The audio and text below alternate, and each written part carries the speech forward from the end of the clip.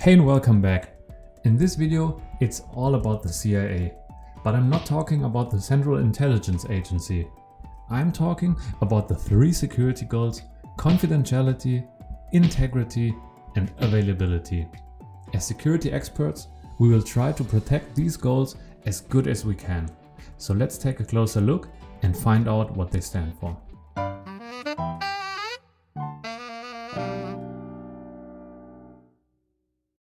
I think it's easier to understand the three security goals if we take a look at an example. So let's imagine we have a reporter, Alice, and Alice sends highly sensitive information to Bob, who works for a newspaper. But a few weeks ago, something very suspicious happened. Another newspaper printed exactly what Alice was sending to Bob directly after she sent it.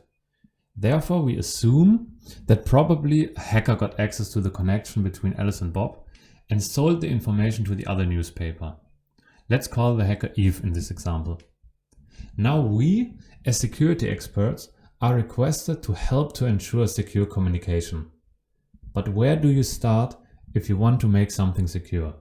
Here, the three CIA security goals can help us as a guideline. First, we start with confidentiality. Here you see a very formal way to describe confidentiality in case you have to explain it in an exam. There you could write: confidentiality means prevention of unauthorized access to information. So, to achieve confidentiality, only persons who are authorized to access some information should be able to do so. Otherwise, no confidentiality is provided. But I think the meaning of the word confidentiality is more or less common sense. So let's take a look at our example with Alice and Bob. There, Alice sends a message to Bob. Hey Bob, secret news for you. Since Bob is the receiver, only he should read it. So he's authorized to access the information, which is that Alice has secret news. But in this case, our hacker Eve has got control over the connection and is now able to read all the traffic between Alice and Bob. So she reads what Alice has written. Hey Bob, secret news for you. Then Bob receives the message and doesn't even recognize that also someone else has gotten the secret news from Alice. At the moment, the confidentiality is broken by Eve because she has unauthorized access to information. So how can we fix this? The most common concept to ensure confidentiality is in fact encryption. If we encrypt the message, hey Bob, secret news for you, it becomes a sequence of random characters, which we can now send to Bob. Eve can still read it, but doesn't get any information because she only sees the random characters. And we remember our definition: prevention of unauthorized access to information is the goal. Eve has the message and the data, but doesn't access the information of the message. Afterwards, the message is received by Bob, he decrypts it and gets the information. Alice has secret news for him. For now, we have ensured confidentiality. In the following videos, we will take a look at encryption in detail and see how a hacker like Eve may break confidentiality also with encrypted messages. But for now, we leave it at that, and I hope you have understood what confidentiality tries to achieve. The second security goal is integrity, the prevention of unauthorized modification of information. Confidentiality was about the access to information. Integrity is now all about the modification of information, or to be precise, the prevention of the modification of information by unauthorized persons. So let's get back to Alice and Bob. Imagine Alice sends another message to Bob, which says send $100 to 1299 and so on, which is some bank account. Our hacker Eve reads it and changes the message to send $1,000 to 2310 and so on, which is her own banking account. In this case, the integrity has been broken because the message is not in its original state. It has been modified. Bob now receives send $1,000 to 2310 and sends the money to Eve. This example shows that a broken integrity in the scenario of financial transactions can cause serious damage. So which advice should we give to Alice and Bob? Maybe we could try encryption. It worked to ensure confidentiality and Eve wouldn't be able to read the financial transaction. So let's try it and take a look at a second example where Alice sends the same message but encrypted. In this case, Eve gets some random characters and isn't able to read the message as we saw before.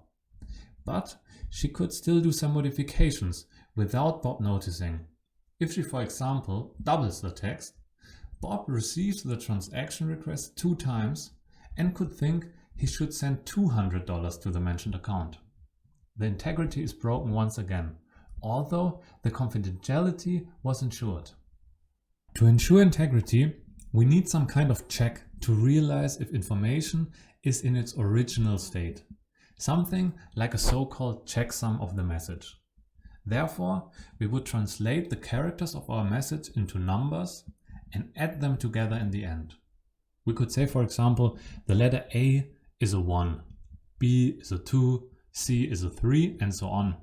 For the message hello, Alice would translate H to 8, E to 5, both L's to 12 and O to 15. Then sum it all up and get a checksum of 52. Then she would send the hello message together with the number 52 to Bob. If now Eve changes the message to buy and forwards it to Bob, he would calculate the checksum of the received message buy and notice it is not 52. Therefore, he knows that the integrity has been broken and would probably contact Alice to tell her. The only problem we have here is that an attacker who is able to modify the message could also modify the checksum and we still wouldn't notice the changes. Therefore, we need more complex checksum methods called message authentication codes or digital signatures. They are an essential part of today's internet infrastructures and will be a topic in some of the later videos. For now, it's just important to remember that integrity stands for information which hasn't been modified by unauthorized persons. The third and last security goal is availability, the prevention of unauthorized withdrawal of information or resources. So if you as a person are authorized to access certain information or resources, you should be able to do so, and no unauthorized person should prevent you from doing so. Let's see how Alice and Bob can get problems with availability. In our example, Alice now wants everybody to know what she found out and uploads her newest information to a leakage platform.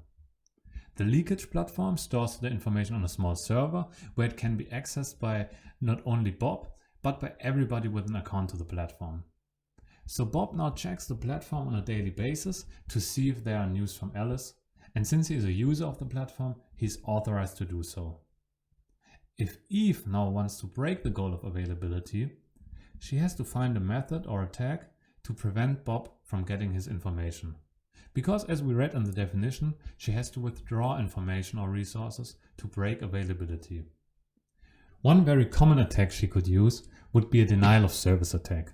Therefore, she starts to request the information from Alice as often as possible. And while the server is somehow trying to handle Eve's crazy amount of requests, he's unfortunately not able to answer Bob's request for news.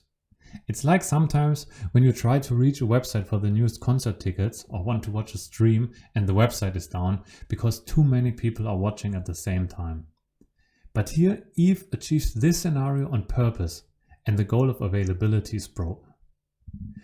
Ensuring availability is probably the hardest compared to the other two goals.